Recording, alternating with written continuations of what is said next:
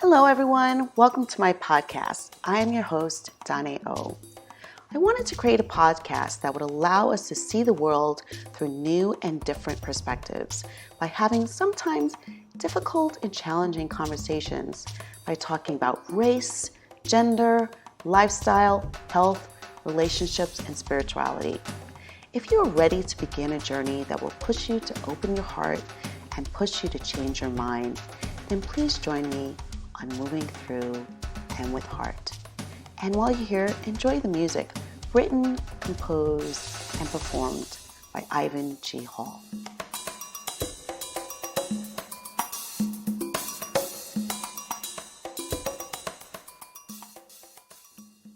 Hello, everyone. I'm Dane O, and my pronouns are she, her. This episode is a little bit long. I think that's what happens when you sit down and have a conversation with a Zen Buddhist priest. I just could not stop thinking and asking more questions. On this episode, I am joined by Heather Shoren Iarusso, a longtime friend and Zen Buddhist priest. Heather joined monastic life in 2008 at the Tassajara Zen Buddhist Center and became an ordained Zen Buddhist priest in 2015. We start the conversation discussing what prompted Heather in her life to leave Catholicism and become a practicing Buddhist. And then we discuss Buddhist practices, meditation, the Four Noble Truths, and what we can do to begin to alleviate suffering. And believe it or not, we even discuss social justice. Did you know that our persistent thoughts can actually make us sick and is a cause of so much stress and angst in our lives? I hope that this conversation illuminates for you how important it is for you to be patient with yourself, stop perfection, and inspires you to begin to let go of negative thoughts and beliefs and begin maybe a little bit of meditation. All right, so I thought that we would start off if you could just tell us who you are and share a little bit about you so everybody knows. Okay.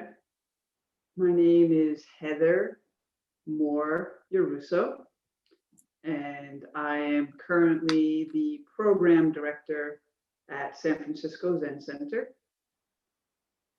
And I am an ordained Zen Priest, and I recently left monastic life, where I lived for 7 years at Tassajara Zen Mountain Center, which is a temple that is under the auspices of San Francisco Zen Center. And now I currently live in San Francisco Zen Center's urban temple in the Hayes Valley neighborhood in San Francisco.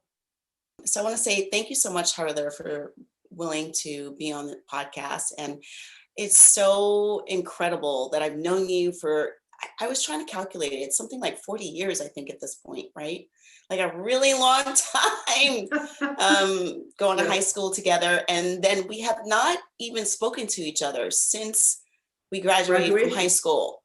Yeah. So it's kind of surreal to finally meet and to hook back up with each other after 40 years and to, honestly, for me, it kind of feels like we never missed that 40 years, right? It's like, it's pretty amazing how that is. I always feel like, certain people come together for a reason.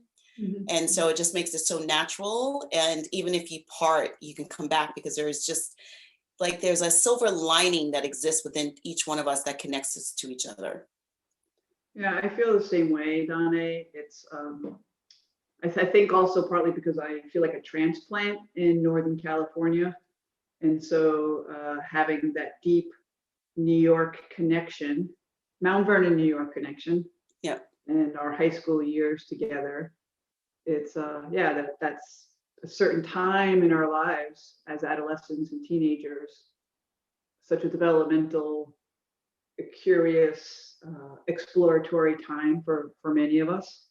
And, we had the good fortune of being in a high school with people from all around the world.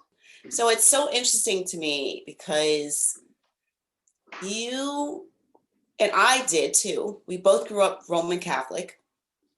Oh, I I'm didn't know not, that. yep, I grew up Roman Catholic. I'm not a practicing Catholic either, but you went from a Roman Catholic to becoming a Buddhist priest. Tell me about that. How did that happen? A lot of suffering in my childhood and my teenage years, but I guess I never felt that Catholicism alleviated my suffering. You know, the suffering in the body, strong, very strong, heavy emotions, anger, rage, grief, shame, anxiety, and then also lots of mental formations, lots of stories about who I was or who I wasn't. So for me, I never found praying to Catholic God, the Ten Commandments, all the tenets of Catholicism never alleviated my suffering. And in fact, I didn't realize that there was a way out of the suffering. For me, Catholicism taught me that suffering was our cross to bear, right? And everybody has this cross, and you had original sin, so you were born into the sin, and really it wasn't until you died that that sin would go away if you got past St. Peter and the pearly gates.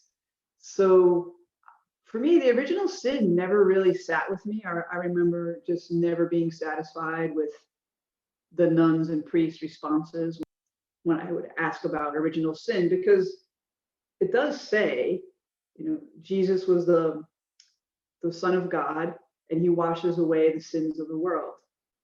Have mercy on us. So if he washed away the sins of the world, he died for our sins. I don't understand how come I'm still born with original sin. So that was a question that pervaded my 8 years at St. Ursula School. I just never found any relief from this quagmire of heavy emotions through Catholicism. I also felt in my particular Catholic school that the adults never seemed to trust us. My sense was the adults always thought children were lying.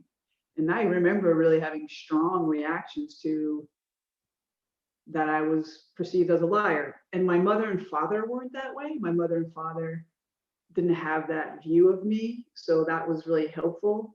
So I felt like in that school system, children are liars, children can't be trusted, and they have to be obedient. And that's the way I know that you're a good person, is if you're following all the rules. And that was very difficult for me. Yeah, I would say that I remember, so, you had to do all the 7 sacraments and go to religious instructions. So I remember, I think it was for my confirmation, I went to classes and I asked a nun, I said, so let me get this straight, talking about sin. If there wasn't, let's say we had a nurse, she gave her entire life, every single day, taking care of sick people.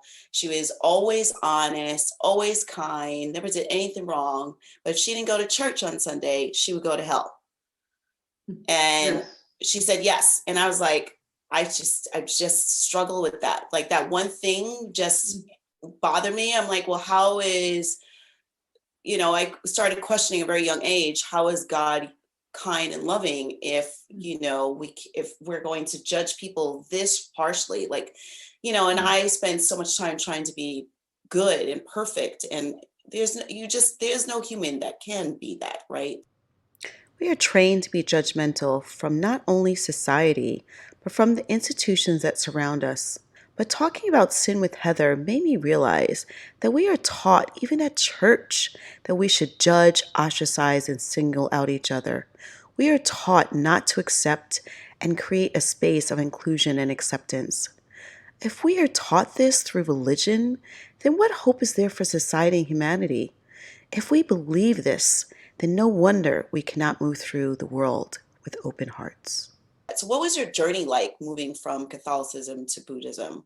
When did that happen, and how did that happen for you? I don't know about you, but I never heard about Buddhism at all when I was in my teenage years. I did, however, when I got to the University of Connecticut, I did learn about Mohandas Gandhi and his quest for the independence from colonial rule of Britain. And I somehow, I'm not sure exactly how I learned about Mahatma Gandhi. Just learned about his techniques and his philosophy of ahimsa, which is nonviolence in thought, word, and deed. It's a Sanskrit word. Of course, his philosophy and practice of ahimsa informed his quest for independence from Great Britain, and also was a major influence on Martin Luther King's civil rights movement, of Dr. King's philosophy on nonviolence in the civil rights movement. I don't think I knew that. So that's interesting. Yeah. Yeah, and I didn't actually at the time, I didn't know that either when I was in college. And so that was the first stirring for me. I remember reading about Mahatma Gandhi's life and being very inspired. And there was some physical aspect of that in my body, just feeling like internal tingling, vibrations around learning about his practice. And I didn't really continue studying Hinduism or anything like that after I left college. I meandered around for a while. And it wasn't until I was living in rural Florida. I was a newspaper reporter working for the Tampa Tribune, and I was having a lot of difficulty sleeping for some reason. And I remembered my mother and my father, when I was an adolescent, they tried transcendental meditation.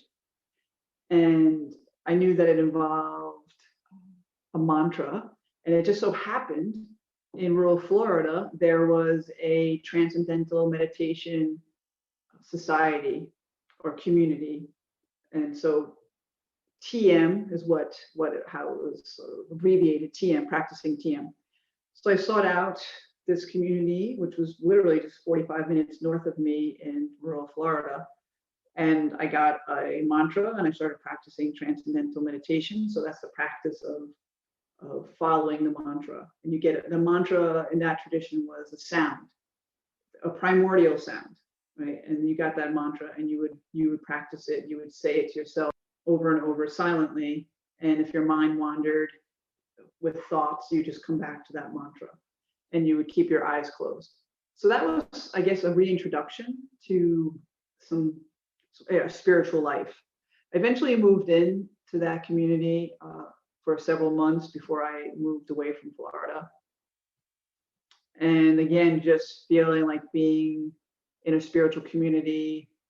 We were living on a lake. It was quite inspiring and beautiful in nature again. And I was working still as a newspaper reporter in rural Florida.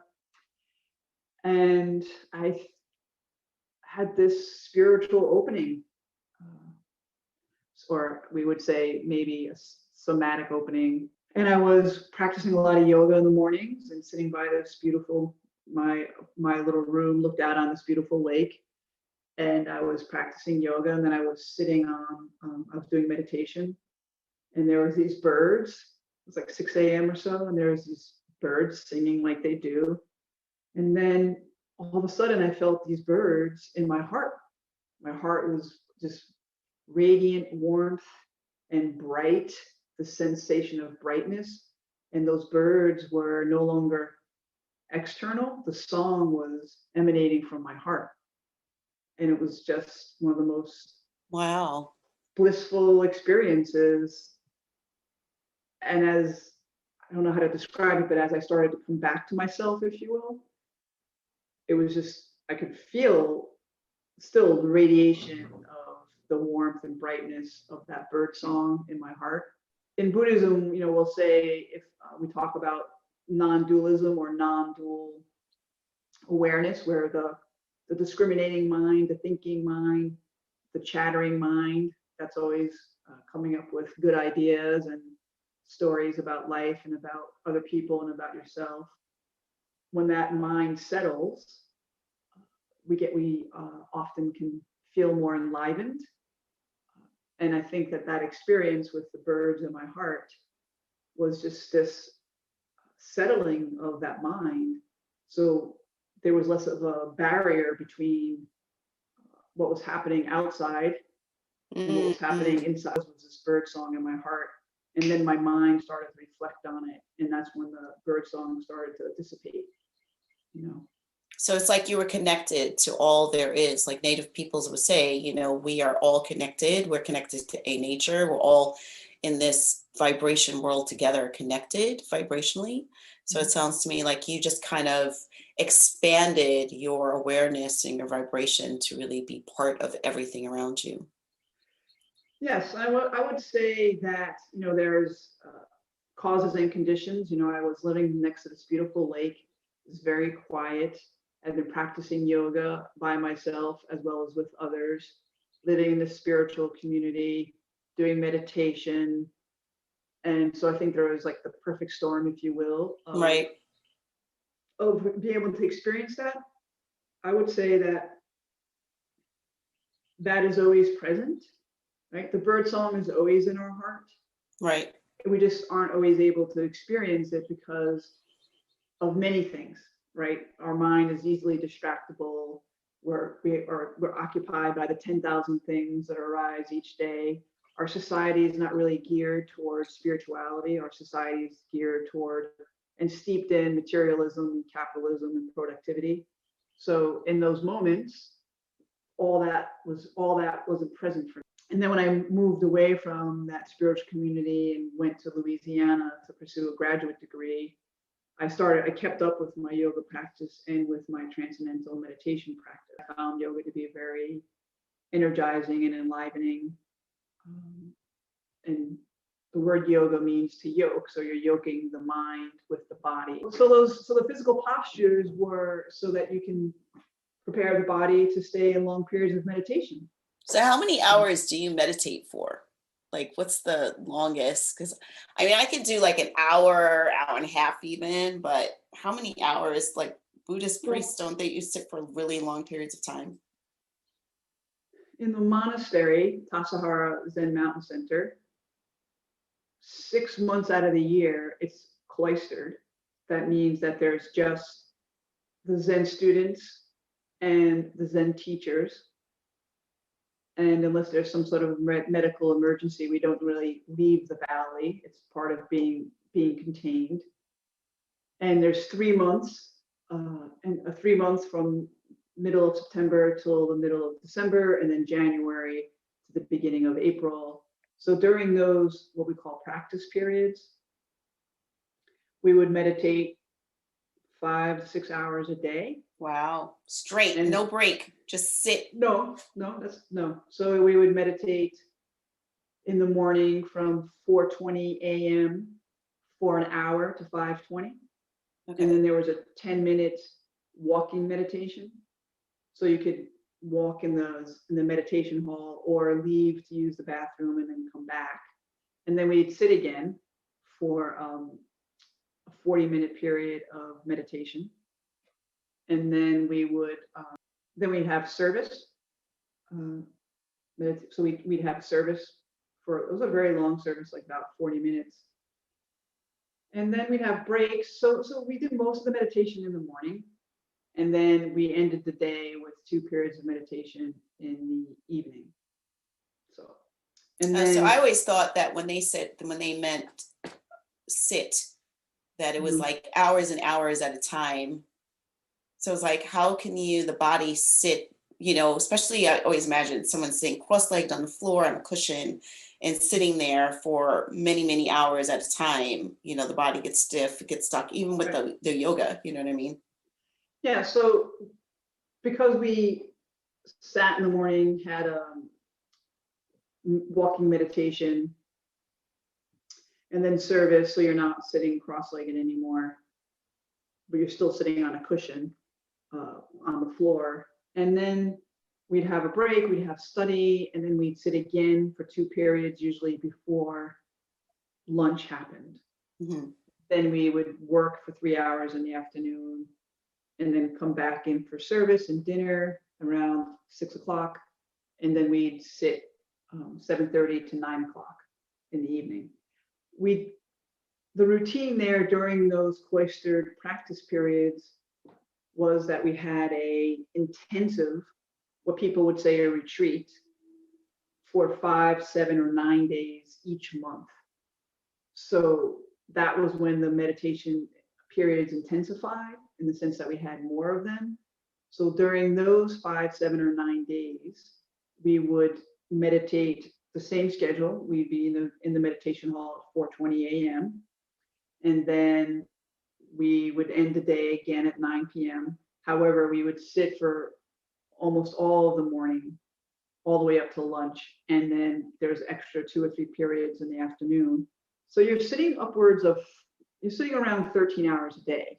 And then you could not consistently, it's stopping for a second in between, like. Right. Nobody was sitting there 13 hours straight. Right. That's what I mean. Yeah. But the morning pretty much went from 4:20 a.m. meditating all the way to noon. So there were breaks in this tradition of Buddhism.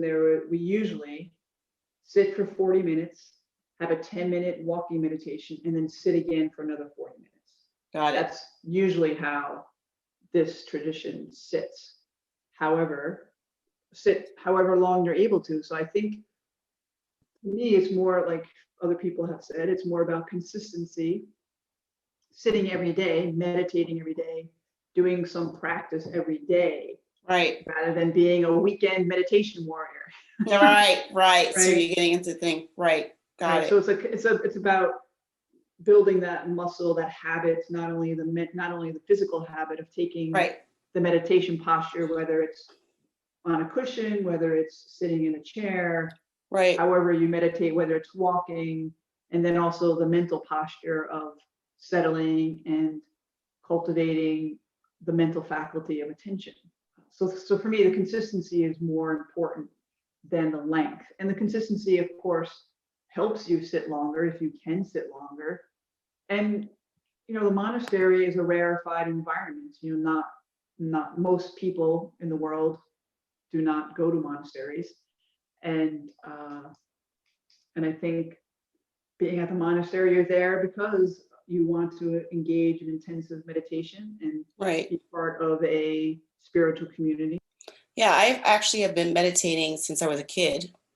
I don't know. I think I stumbled across a book or something that talked about it. I started out meditating with a white candle, staring at the flame meditation.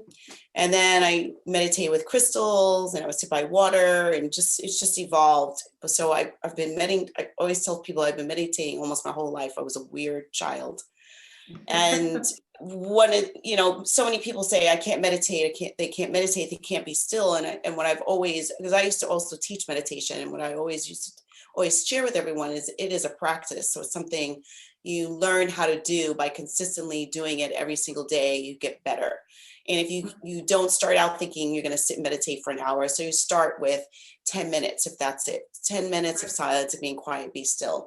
And eventually you want more. It starts to grow from there and gets longer and longer with time, because you're consistently doing it over and over. And if you can do it consistently around the same time every day, that's even better, because then the body gets conditioned to look for that time of quiet, and it can become still. So yeah, but even though I'm consistent, I've always been afraid of a sit, because I'm just going, I don't know if I can do 5 and 10 hour a whole day. So now you explained it to me, I might be up for it one day, now that I know that you're moving in between. But I was like, I don't know if I could do that, even though I've sat for long periods of time meditation before. I don't do that every day. I can't do that every day, but yeah. Yeah, the first day-long meditation, we call it day-long sit, or a one-day sit is how we refer to it. My first one-day sit was at the Austin Zen Center back probably in 2006. Or no, actually, I think it was before that, what I'm talking about. I think it was 2001. And like yourself, there was a lot of anxiety, and I was not meditating like you were every day. I mean, I was really new to the practice of Zen. I had just started to come to the Austin Zen Center a couple of times a week. And I really appreciated the people who were part of the community.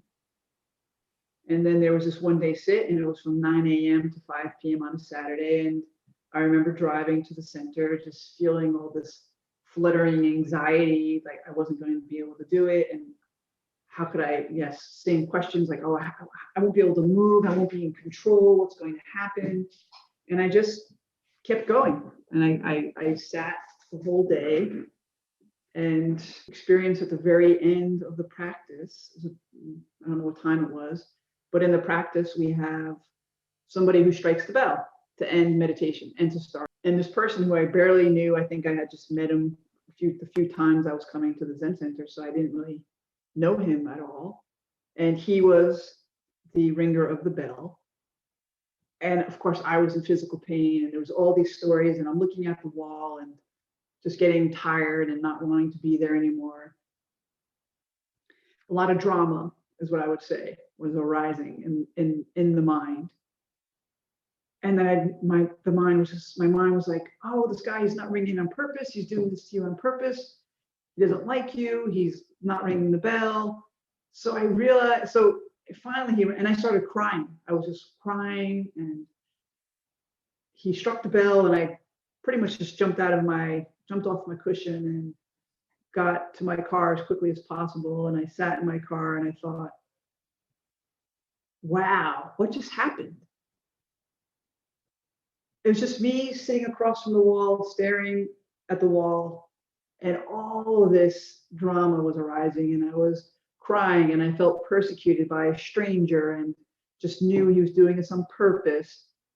And then I thought, wow, this is really powerful. I need to. So when you say drama, you mean your thoughts and emotions, right? And that I call it head trash, right? Mm-hmm. So it's like all these thoughts of what's wrong and things are crappy or coming up for you. Yes. So, and still there was this knowing, this intuition that I need to keep coming back. Because when I saw that there was nothing happening, and that's the purpose in a way of looking at the wall with the diffuse gaze. It settles the central nervous system. It helps to decrease the stimuli, visual stimuli, especially. And I got to experience this mind that was just, to use your expression, filled with trash. And the arising physical sensations as well. Now, at the time, there wasn't any space between arising thoughts and physical sensations. They were entwined. And so I wasn't able to really pick it apart at the time, but just sitting in my car with the tears and just like, what happened, Heather? Nothing was really going on. You were sitting, staring at a white wall, and all this stuff arose. So the value of sitting in that way, looking at the wall, is it illuminates the mind. It's very hard to pay attention to the mind when we're always moving, right? We're always distracted. We call it monkey mind. Your mind is jumping from one thought to another thought, one concept to another concept.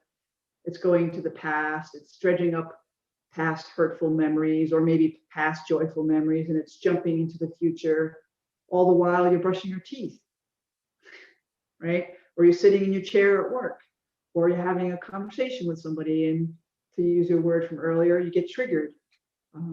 So sitting still, stilling the body, helps us to experience the mind, right? So we get to watch the mind. We get to build the muscle of attention. Everybody has the mental faculty of attention. So we're able to start to direct the attention. The mind is easily distracted, and there's so many distractions these days in our society. We just don't notice what the mind is doing. So sitting there in that first one-day sit, I got a real taste, and it was kind of scary, anxiety producing, and lots of head trash, as you said. And there was some deeper knowing that I had. And I had, for those years before, been doing some yoga, learning more about Hinduism, reading more spiritual books. So getting to the Austin Zen Center was its own journey. So I wanted to talk for a second because about liberation and freedom, because I understand that Buddhism helps us accept suffering and can bring us to a place of liberation and freedom. What is that, and how can we obtain that? I'm assuming that was some of what you found, right? Was this liberation and freedom from all of that head trash? So how does it do that? What is liberation, freedom, first of all? What propelled me to investigate Buddhism was I was at the tail end of a bitter relationship, which I actually call a reactionship, because it was more that we were reacting to each other rather than really relating to each other.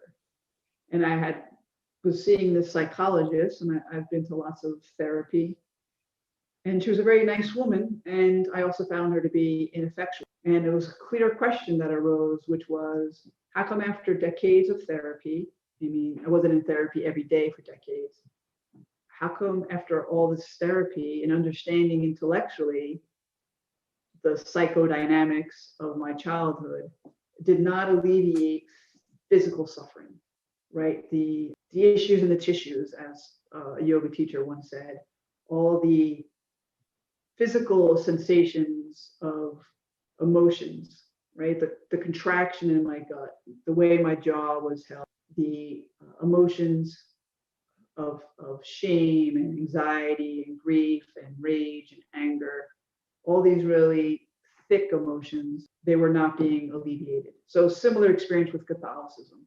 I didn't find any relief from suffering in Catholicism's dogma, nor did I find relief from the suffering through traditional talk therapy.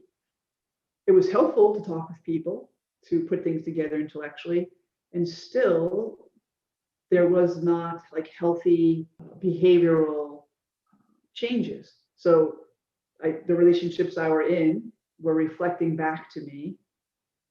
This is why they were powerful.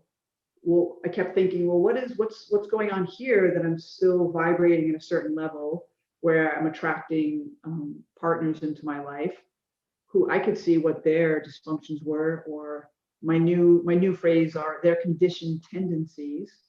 And I like that phrase. Me too.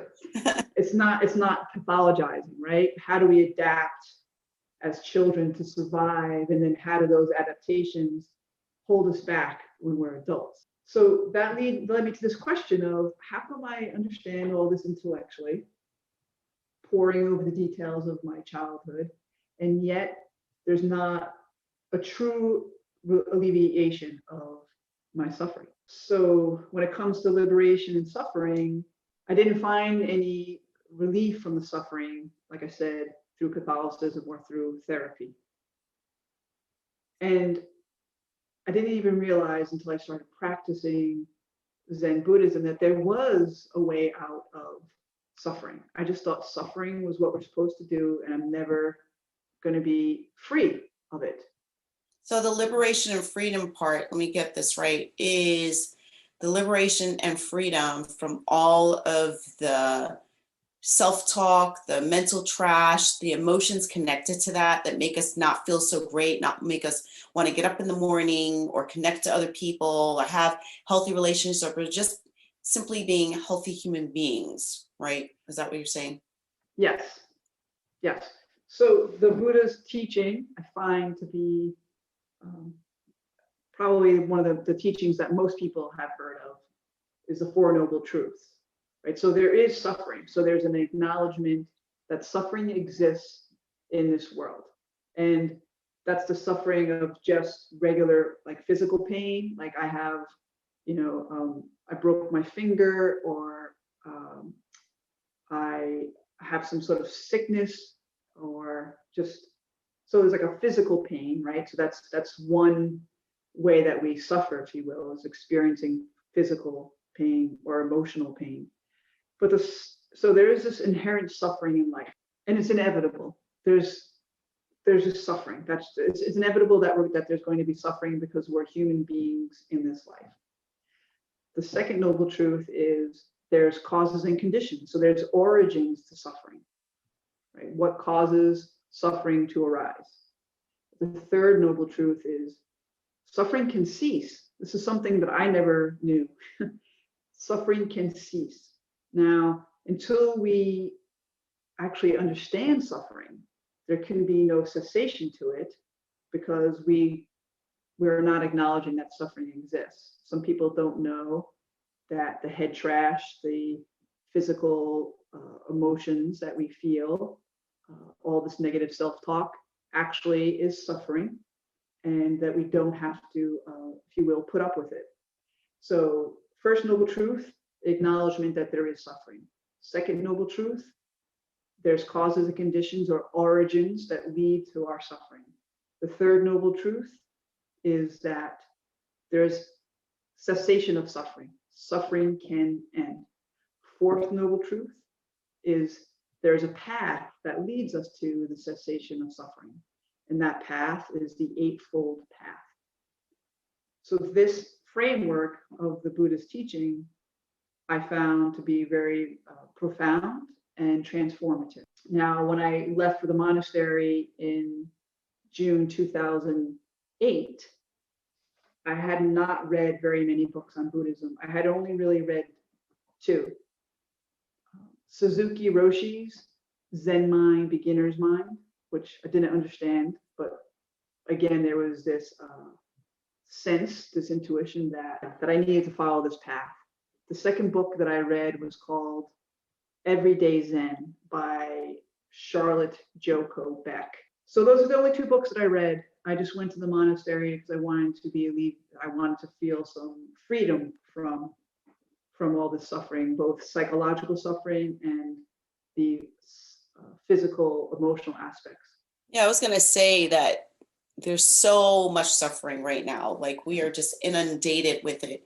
I feel like it's gone up. I know there's been a lot of suffering in the world, so it's not like we haven't had suffering, but I feel like it's just increased like 1,000 times in everywhere you look now. We're just inundated with suffering. So how can someone who, let's say, is there anything that someone right now today can do to like alleviate that? Like, I want to be alleviated of suffering. Like, I don't want to experience that. Like, how can you just like turn that off? I can't imagine 5-10 minutes of meditation is going to help stop the thoughts. You know what I mean? Like, what does that mean to unpack that and begin to turn that off so that we don't experience what's going on in the world right now? Or is that too big of a question? I mean, the big questions are the ones that I think we really all need to be asking these days. Yeah. So there's always suffering. There's suffering at the time of the Buddha. There was suffering at the time before the Buddha, and perhaps partly what we're experiencing is, of course, as a global community that now has lots of technology, we get a deluge, right? There's a daily deluge of suffering, right? The violence around the countries that we live in, around the world. This is obviously, we see violence against people of color, violence against women. The big violence, right, that's been happening, especially in the United States, with white-bodied police officers murdering people who are not white-bodied, people who are people of color. And it's all, of course, very distressing that we find ourselves in this situation. I mean, distressing feels to me like a lame word. I mean, it's more than distressing. In my opinion, it's a crisis of. It's overwhelming. I mean, it's like overwhelming. Completely overwhelming. Yeah. It's overwhelming, and it is like the divisions of our society based on material wealth, based on this invention we call race, which just happens to be the color of your skin, which has no inherent value to it.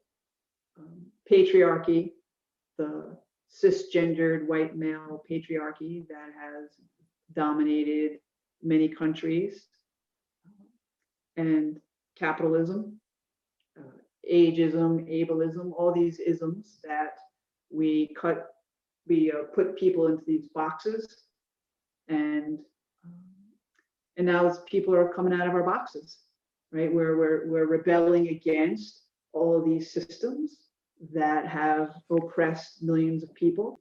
If people weren't oppressed, then there would not be all of these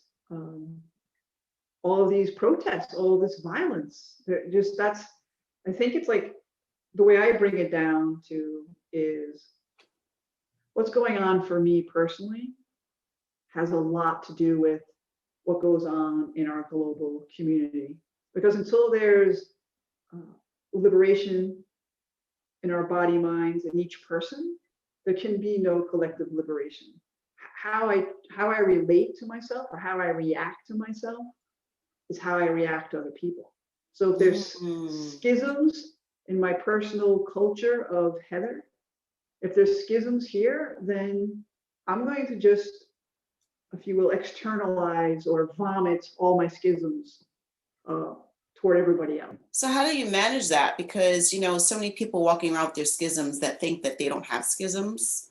Right. I mean, we're dealing with them constantly, but I understand liberation is got to be about self, right? It's like, we have to decide that we want to be different in the world. We have to decide that we want to feel different in the world. Mm-hmm. But when you're inundated with so much wherever you look, whether it's social media or just going to the supermarket, quite honestly, like, right. How do you in that moment, or maybe you can't in the moment, maybe it's a reflection thing, I don't know, deal with that and stay in a heart-centered place, because it's really about moving through the heart. How do we continue to do that day in, day out, and stay in the heart and unpack all of those schisms and everything, so that we can do that and not be affected by all of those people? Well, I think first, what we're seeing is a global recognition, acknowledgement of people suffering. People who've been marginalized for centuries, where their suffering is now being made more visible. And I think this does have partly to do with technology. We're able to see, we were able to witness, we were able to bear witness to George Floyd's murder, right? We were able to bear witness to Eric Gardner being choked to death on Staten Island, right? We're able to bear witness to people suffering. Not only are the victims of the violence suffering, the perpetrators of the violence are also suffering. As one phrase I've heard is, hurt people hurt people.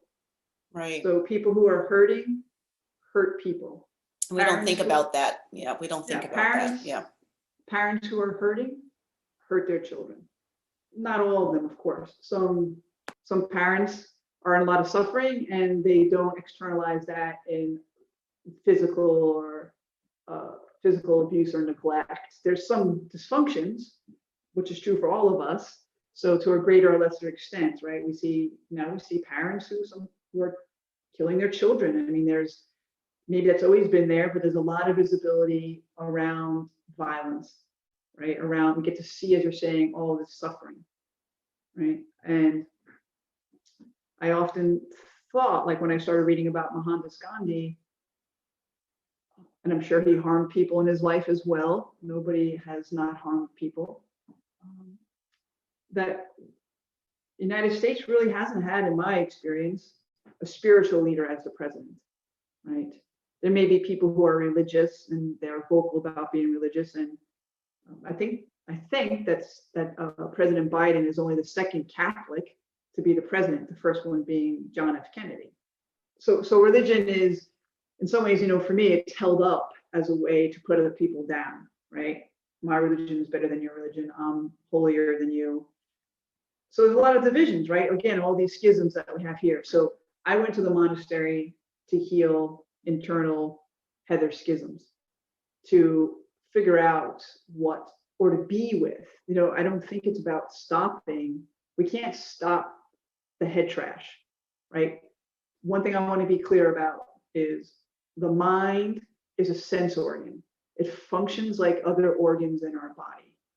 The mind function is to, among other things, is to discriminate so that we can have the understanding of, this is a rose, this is a tree, right? We make distinctions with the mind. Some of these distinctions are really helpful, like how do I drive a car? How do I write? Language, right? So these very important functions of the mind that help us have streetlights and help us have technology. So there's a way that we need, obviously, the mind that thinks, right? The mind that discriminates is what we call it in Buddhism, discriminating mind. Not judging mind, but just a basic discrimination. So I drive my car instead of trying to drive a tree, right? That's a pretty helpful distinction, right? Yes. So the function of mind is to discriminate. And in Buddhism, we call that small mind, right? Or monkey mind. There's other names for it. So small mind, monkey mind is this mind that discriminates. However, we often are so identified, we often believe all these thoughts that arise. So believing that that's a car, or that's my car, or that's a red car, that's okay, right? That's the car, and you're going to get into the car. But it's what you refer to as the head trash. It's all the negative. So how do we deal with the suffering every day with being overwhelmed and inundated with so much in the media, everything around us? How do we stay in a place of an open heart, even when we're faced with so much, in our faces and just full of that constantly? Like, how can Buddhism or there are practices that we can use to help us through that daily? Well, one thing that we all can do is titrate, to use a chemistry word, titrate our exposure to all of the news. And the news often focuses on... You mean limits, right? Because I don't even know what titrate means. You're talking about limit our exposure, right? Yeah, titrate basically just means you're dripping it in and not allowing yourself to be deluged. The daily doses of catastrophes and violence that are happening all the time. So one way is, some people who practice Buddhism would call it guarding the senses, right? So I don't know, I'm sure there's people who have, like myself, you see a movie, if you're not really into horror films and you see a horror film or an action film, there's a scene of violence or something that scares you and how that plays in the mind, right? So we can guard the senses by not, by deciding where we want to give our attention. So this isn't sticking our heads in the sand. It's like, okay, where can I focus my attention? All right, I don't want to not know what's going on. And having too much exposure to all of that affects our consciousness. And so part of being in the monastery is, in a way, we're guarding our senses in that there is no internet access, the cell phones don't work, and we're not watching television. So we're really decreasing the stimuli that our sensory organs are taking in, including the mind, right? Again, the mind is a sense organ. The function of the mind is to discriminate. It generates stories. Now, this is where the suffering... So hold on. So what you're saying, because the mind is a sense organ, it's going to constantly sense everything that it sees, hears, feels, touches, that the body experiences. It's constantly going to sense every single thing that the body senses. Therefore, You can never really turn the mind off because it's always aware, because it's a sensory organ, correct? Yes. So then we have to train it in a way not to pay attention to the suffering in front of us, to get caught up in noise. One of my teachers would say, get caught up in the noise around us. Yes. So yes, first I want to say that's accurate. Is all of our perceptions through our sense organs go through the mind door, right? So the mind, as you said, makes sense of all that it hears, sees, tastes, and touches and smells, right? So the mind is taking all that in, and then it's making sense of it, right? That's a tree, that's a rose, that's Donna, this is Heather, right? So it's making sense, it's discriminating. Again, something that we need to do to survive. The mind, and this is part of the Buddha's teaching and practice that was transformative for me, is the mind, mental objects, right? So thoughts are mental objects, and the mind perceives its mental objects, right? So the mind is a sensing organ that also perceives its own mental objects. So I see somebody in a red Corvette, right? Little red Corvette comes up, right? Prince, for some reason. Yeah. And I have an association with the red Corvette, just like I said. You and I grew up with Prince's song, Little Red Corvette. So I see the red Corvette and I think of Prince, I think of Danae, I think of Mount Vernon High School, right? So I have either positive or negative or neutral associations when I see what's going on, when I'm perceiving what's going on.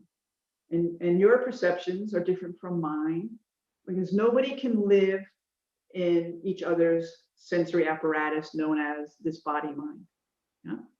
So when I started to practice with the mind as a sensory organ, right, thoughts arise, noticing the thoughts, watching as they persist in a dynamic way, and then they fall away. Just like the sound of a bell, which we hear a lot in the monastery. The sound of the bell arises, it persists, and this is all vibrations, right? This is not like it persists like a concrete wave. It's a wave, it's vibrating, everything is vibrating. So the sound arises, our ears perceive it if we have sensing organs of the ears that are functioning to hear it, and then it falls away. So same thing with thoughts. So for one phenomenon, what I'm going to say is going to probably sound foreign to many people. So sound, like any other sensory object, arises, persists, and then fades away. Thoughts are also sensory objects. So if you were to if you were to use the metaphor of the sound of a bell for arising thoughts, a thought arises, it persists, and it falls away. Now, how long it persists has a lot to do with us. Human beings often are geared toward negative emotions, negative thoughts. Stay with us longer. And my understanding, it's partly evolutionary because we needed to survive, right? Survive when there were lots of large apex predators that we didn't have guns to kill, right? So as we were evolving, this keeps us safe. This sense of threat keeps us safe. We need to be safe. So safety is one of the primary needs of human beings. And we're all sort of programmed differently with regard to the kinds of thoughts that arise. When you start to practice with the mind, when we're sitting meditation, the practice is thoughts arise. We can't prevent thoughts from arising. So I want to disabuse people of that. Practicing meditation is not about stopping the thinking mind. It's actually about noticing what's arising. We're not in control of what arises. However, we are responsible for what arises, right? We're responsible to what arises. So the practice of meditation with regard to experiencing liberation is a thought arises.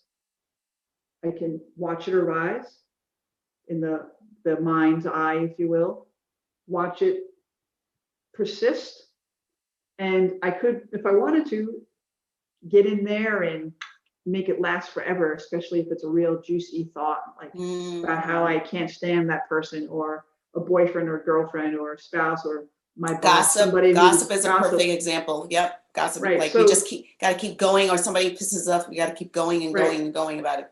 So unlike say this, so we, after our thought arises, we can either extend that thought or we can just watch it fall away. You know, and the Buddha says noticing mental states is very important. You can notice what kind of mental state you're in. What's the mood of the body mind? When a negative thought arises, and I would say negative thoughts are harmful thoughts. They're thoughts that cause either yourself harm or suffering, or somebody else harm if you were to speak it or if you were to act upon that thought, right? So we, as humans, we get so identified with our thinking that we actually start to believe these thoughts. And this has a lot to do with how we're conditioned. So you and I were speaking earlier about how fortunate it was that we grew up in a neighborhoods and high schools where there was people from different parts of the world. So we were socialized. You and I were socialized to be around people who were different from ourselves. And we valued those differences in language, differences in skin color, differences in food, differences, just cultural differences. We were exposed to that as a positive. At least that's how you and I were exposed to it, right. positive. We have so there's these individual or familial conditioning that happens. But that all happens, and that of course affects our thinking, right? And then we have bigger influences like societal norms and institutions. So we have gender roles, right? You have to be a woman, you have to be a man, you have to be a straight man, you have to be a straight woman, because the normative is hetero, right? Heterosexual normative. And then we have religion telling us certain things. We have the schools that we go to telling us certain things. So we have all of these other forces that condition us. So the experience of meditation, the practice of meditation in Buddhism is, first of all, acknowledging all of these conditions that how we've been conditioned, realizing how we've been conditioned, and where those conditions, and it's impossible not to be conditioned. Let me just say that. It's like, how can we become aware of how we've been conditioned and notice how that conditioning causes us to suffer, causes us harm, and causes other people harm when we enact that, or we react and we act upon our conditioning. We think it's real. So there's some people in the world, you're a Black woman and I'm a white woman. Some people in the world would say I'm better than you because I happen to have white skin. Right. That's just some arbitrary, unfortunately, a very devastating, harmful, and arbitrary, although on purpose, distinction. Right. That many people have bought into. And we already know scientifically it's not true. And we also know that many scientists were involved in making people believe it so they can feel better about owning slaves. They can feel better about how they were mistreating human beings. And we've seen this obviously all around the world. Right. What happened in Rwanda, the Holocaust. The list goes on. The list goes on. Right. Right. So if we bring that back to the individual and start to pay attention to the head trash, as you say, for Heather, I get to see more and more because I'm sitting still. I'm stilling the body. I get to see and become more familiar with the Heather's personal head trash. How do you manage that head trash? So I was reading something earlier, I wish I had it in front of me, that really talked about this very thing, about how we're conditioned and we have this head trash, and this causes we cause all this trauma to ourselves. But how do you begin to unpack that? Like asking somebody who's experienced a lot of pain to now sit in a meditation and look at that is very painful. How do you do that how do you manage that pain, right? Well, let me just stay with the head trash for a minute, okay? Okay, yeah. So one of the transformative teachings of the Buddha, for me, is that everything is impermanent. Everything is changing. And when you're sitting in meditation for hours and hours upon a day, and you're out in nature, walking around, you're feel more integrated in the environment, right? You're not sitting like the two of us are now in our air-conditioned places or places where we can get heat outside of the elements, right? We're manipulating our environments because we're smart animals. However, when you're in a monastery and you're meditating all the time, you get to watch, you get to experience physically impermanence, right? You get to sit there and you get to feel how cool it is in the morning in the meditation hall, which is not heated very well. You get to feel how it heats up during the day, because then you're back there a few hours later. Then you're back there in the afternoon when it's really warm, if it's the summer or the spring. So your body, your skin, of course, is the largest sense organ that we have. And so you start to become more attuned to what's going on for your senses. Not only your physical apparatus, but also your mental apparatus of the mind. So the experience of impermanence, people, some people are afraid of change, but change is happening all the time. And often change is good. Change is helpful. You get out of a job you don't like. You leave a relationship you don't like. Your children grow up and they go to college or get a really great job and you're like, great, I have time to myself now. This is changing. So impermanence is one of the 3 marks of existence in the Buddhist teaching. So impermanence, that thought that's arising, it's going to go away, right? And the less engaged you become with that thought, the quicker it will dissipate, right? Yep. And so if I'm sitting there with some head trash, I could engage it like we talked about. And some of these thoughts have a lot of hooks to them, a lot of what the Tibetan Buddhists would call Shenpa, S-H-E-N-P-A, Shenpa. It catches you, right? For many of us, if you're sitting there meditating and there's a thought about, oh, what's for dinner? It usually doesn't go down the path of, oh my God, I can't stand this, I can't stand that, I hate this person. Although when you're at the monastery, there's less and less things to get involved in. So sometimes people get very upset about food because they're not in control of what they're eating. And they may in fact dislike the person who's in charge of setting the menu. So your mind could go on and on about that. So it's not about not experiencing the thoughts, it's acknowledging the thoughts. And if that thought is causing suffering in the body, drop the thought. Even if it's not causing suffering, but usually the suffering aspect keeps us hooked in. So the practice is you drop the thought. As the founder of this Shodo Zen lineage says, don't invite the thoughts for tea. Leave your back door and your front door open. The thoughts come and go. Just don't sit down in the living room on the couch and have tea with them. So the thoughts are coming and going, just like the sound of the bell. We don't usually identify with the bell, right? The sound of the bell. Like, I want to grab that sound. It's my sound. Now, people, of course, do that with cars and material goods, and we think it's ours. But when you're sitting there in the monastery, hour upon hour, staring at the wall, yes, lots of stuff arises, lots of head trash can arise. And of course, it doesn't work for everybody in some ways, because especially now that we know more about trauma and how trauma gets lodged in the body, it's certainly not always helpful for people to be sitting, especially people who may feel a lot of depressive thoughts and get stuck on the rumination of those depressive thoughts. Clearly, somatic-based therapy can be very helpful for people. So I think that's for individuals to decide.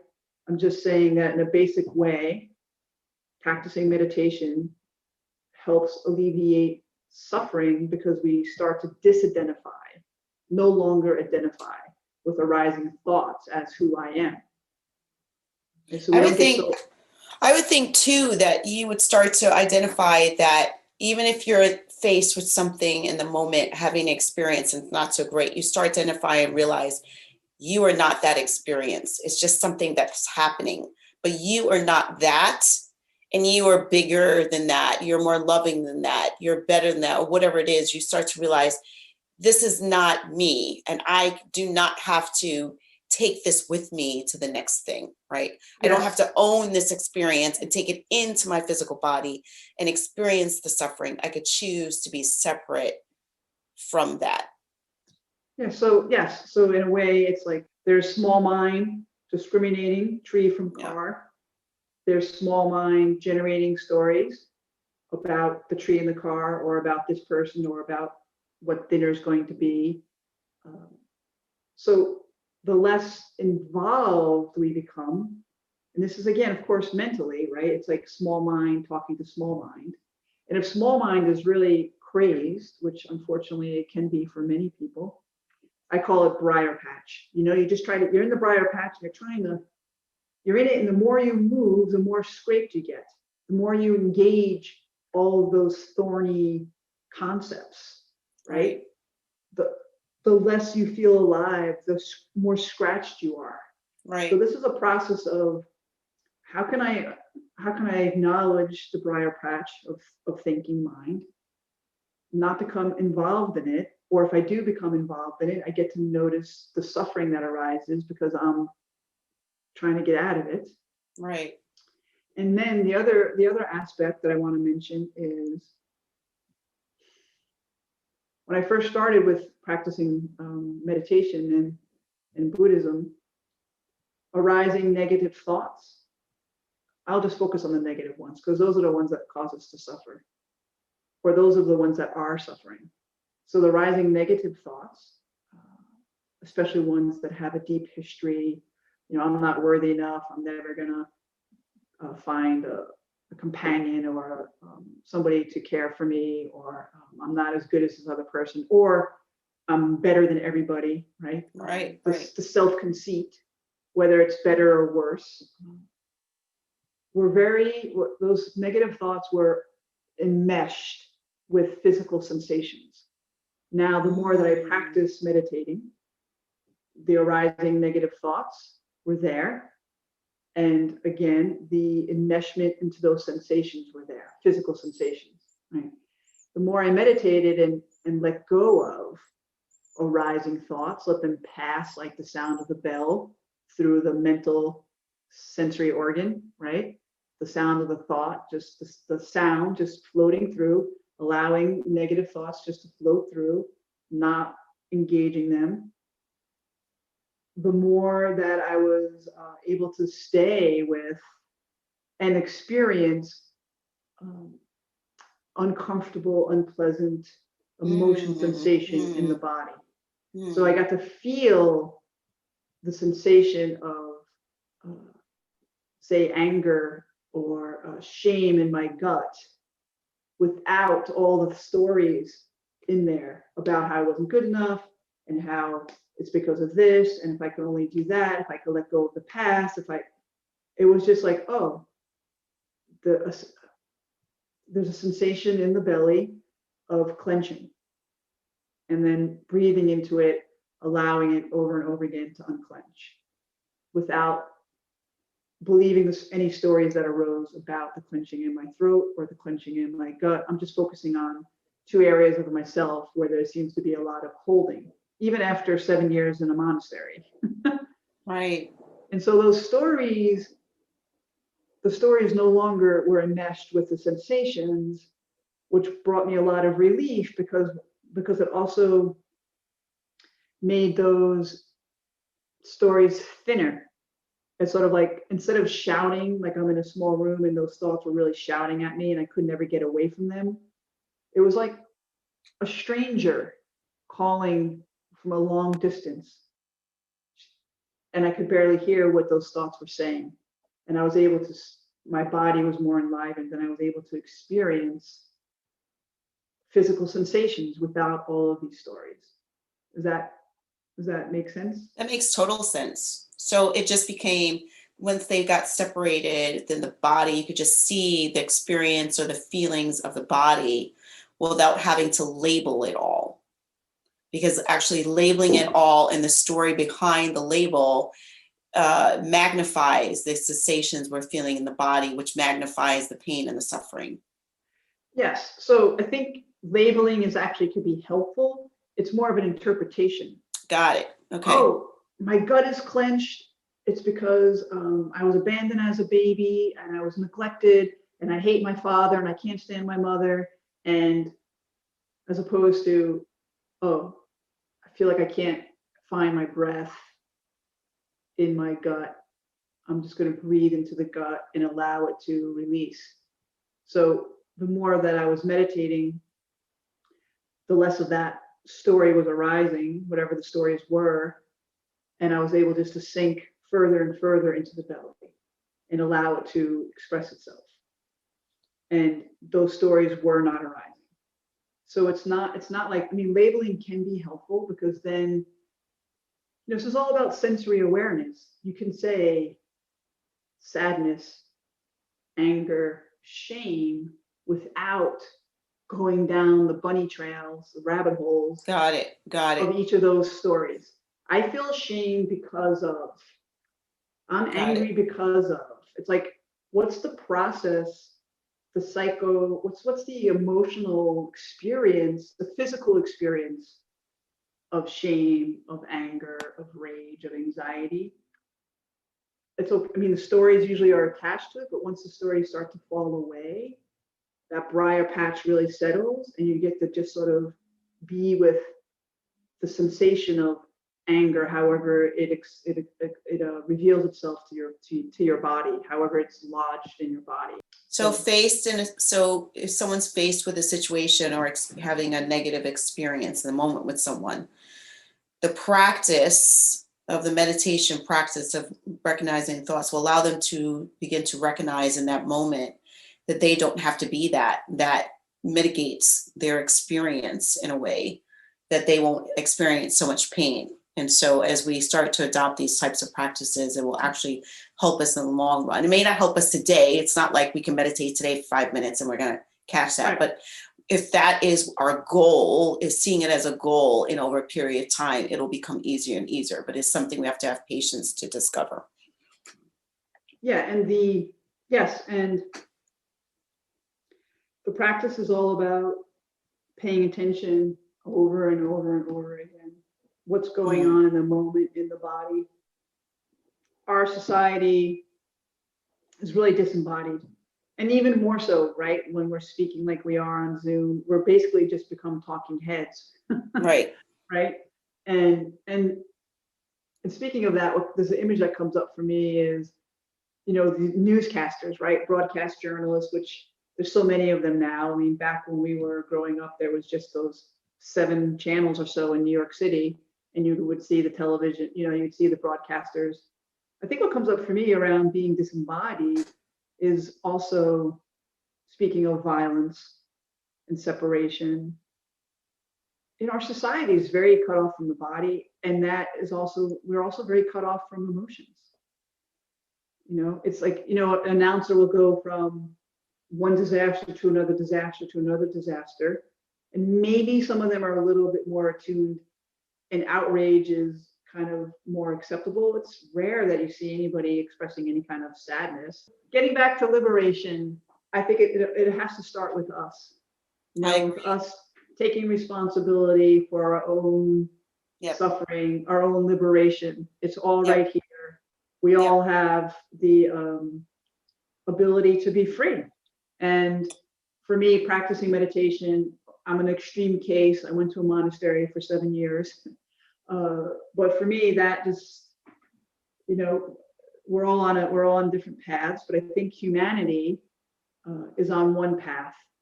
And I think it could be, I think there's more than one path, but I feel like either we're going to evolve to include all sentient beings, and I include our Earth as a sentient being, or we're all gonna just destroy the planet and ourselves. Well, thank you so much. This is a lot. Like, I gotta have to sit and digest all of this, and I feel like there's so much more for us to talk about. Like, this is just, to me, like the tip of the iceberg. Like, I hate even ending it here because I feel like there was just so much. We're just like getting into it, right? There's just so much, but this was really refreshing. So thank you so much for agreeing to do this. I really appreciate it. Yes, thank you. I really appreciate your asking me. Yeah, thank you. Well, that's the end of another incredible conversation. Oh my God, I totally want more. I have so many more questions. I could have talked to Heather all day about liberation and freedom and how we can begin to quiet our minds, but I had to end this conversation somewhere. I am now convinced more than ever that getting a handle on the ruminating thoughts in our head is necessary for a happy, healthy life. Talking to Heather also showed me that I need to be more patient with myself. There is something called the human condition, that when we judge it and condemn it, we create so much suffering. How can you be more accepting and loving of yourself and your own thoughts? Heather's agreed to come back for another episode so that we can dig in a little deeper. So I hope that you will tune in and catch it. So stay tuned. And if you have not subscribed to my podcast, please do so. And make sure you sign up for notifications so that you know when I post a new episode. For now, thank you so much for listening. I'm your host, Danae O, and this is Move Through and With Heart. Bye for now.